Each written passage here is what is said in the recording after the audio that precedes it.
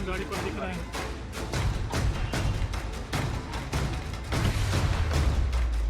छह शूटर, 15 गोलियां, एक टारगेट।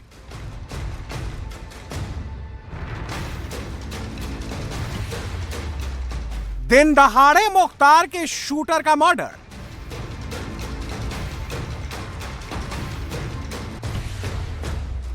पहले प्लान बनाया, फिर मुख्तार के शूटर को मार डाला। बाराबंकी में फिल्मी स्टाइल में एक सनसनीखेज वारदात को अंजाम दिया गया। लखनऊ से अयोध्या जाने वाली रोड पर एक ब्लू कलर की कार पर 6 हमलावरों ने हमला किया। पहले उसका रास्ता ब्लॉक किया, फिर बिना रुके ताबड़तोड़ कार पर गोलियां चला दी।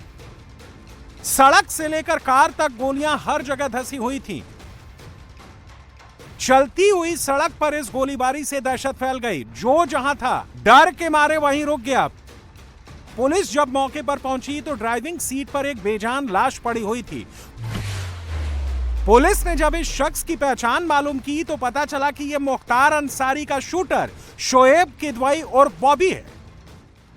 यहाँ मौके पे देखा कि एक ब्लू कलर की बलिनो कार है, उसमें एक व्यक्ति अपनी ड्राइवर सीट पे बैठा है, जिसमें उस पर गोली के घाव भी थे और वो मृत अवस्था में था। तत्काल उसे मोर्चरी भेजा गया है और फॉरेंसिक टीम और सारे अधिकारियों द्वारा घटनास्थल का निरीक्षण किया गया है। अभी तक की जो जानकारी है उसमें इस व्यक्ति की पहचान शोएब किदवई नाम के व्यक्ति की हुई है, जो कि थाना कोतवाली नगर क्षेत्र का रहने वाला है और थाने का हिस्ट्री शीटर भी है और मुख्तार अंसारी गैंग से ये पहले जुड़ा रहा है।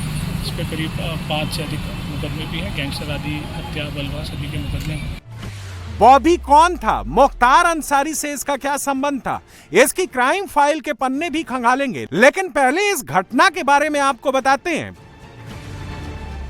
पुलिस के मुताबिक शोएब किदवई बाराबंकी का रहने वाला था। वो लखनऊ से बाराबंकी आ रहा था। हत्यारों को पहले से ही उसकी लोकेशन पता थी, इसीलिए वो ओवरब्रिज के नीचे सुनसान सड़क पर इंतजार कर रहे थे। चश्मदीद बता रहे हैं कि हत्यारे 3 बाइक्स पर आए थे। गोलियां सिर्फ पुल के नीचे नहीं बल्कि ऊपर से भी चलाई गई। दोपहर में 12 बजे के करीब शोएब किदवई और बॉबी, जो कि फिलहाल बाराबंकी में वकालत भी कर रहा था, लखनऊ से बाराबंकी आ रहा था और उसी दौरान बताया जाता है कि यहाँ पर लगभग 6 से 7 जो हमलावर थे वो मौके पर मौजूद होते हैं और उसके बाद जो गोलियों के निशान हैं उन निशानों को देखिए और अंदाजा लगाइए कि अगर सड़क पर इस तरीके से गोलियों के निशान हैं तो आप अंदाजा लगाइए कि इस हत्याकांड को किस सुनियोजित तरीके से अंजाम दिया गया है। जो प्रत्यक्षदर्शी हैं उनका यह भी कहना है कि 4 शूटर्स नीचे मौजूद थे सड़क पर और 2 शूटर ने ऊपर से भी गोली चलाई। यानी कि पुल के ऊपर से अगर कोई गोली चला रहा है तो आप अंदाजा लगाइए कि किस तरीके से रखी हुई थी, किस तरीके से इस हत्याकांड को अंजाम देने की प्लानिंग की गई थी और किस तरीके से इस हत्याकांड को अंजाम दिया गया। बदमाशों ने बिजी हाईवे पर बेखौफ होकर गोलियां चलाईं और फरार हो गए। अब बाराबंकी पुलिस हत्यारों की पहचान के लिए सीसीटीवी कैमरों की फुटेज खंगाल रही है। उन लोगों से भी पूछताछ की जा रही है जो वारदात के वक्त सड़क पर मौजूद थे, लेकिन अभी तक पुलिस के हाथ खाली हैं। पुलिस हत्या की इस गुत्थी को सुलझाने के लिए 3 एंगल्स पर काम कर रही है। पुलिस के सामने यह सवाल है कि क्या यह हत्या गैंग वॉर का नतीजा है, निजी या प्रोफेशनल रंजिश की वजह से हत्या हुई, या फिर हत्या किसी आपराधिक समीकरण का हिस्सा है।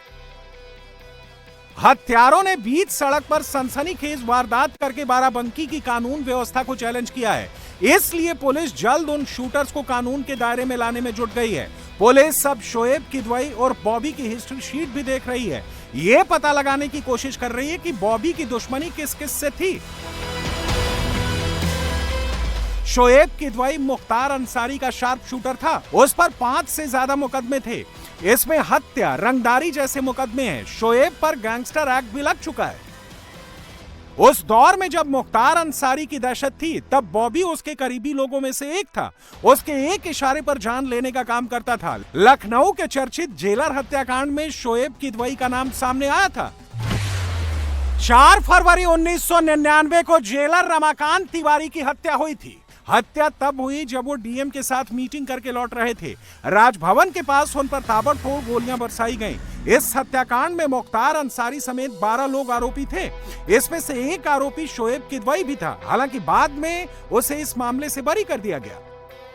यूपी में योगी आदित्यनाथ की सरकार आने के बाद मुख्तार अंसारी का दबदबा कम हो गया। हार्ट अटैक से उसकी मौत हो गई। उस दौर में शोएब ने खुद को लो प्रोफाइल कर लिया। उसके पास लॉ की डिग्री थी, इसलिए उसने बाराबंकी में लॉ की प्रैक्टिस शुरू कर दी। हाल के महीनों में मुख्तार गैंग में वर्चस्व की लड़ाई की खबरें सामने आई थी।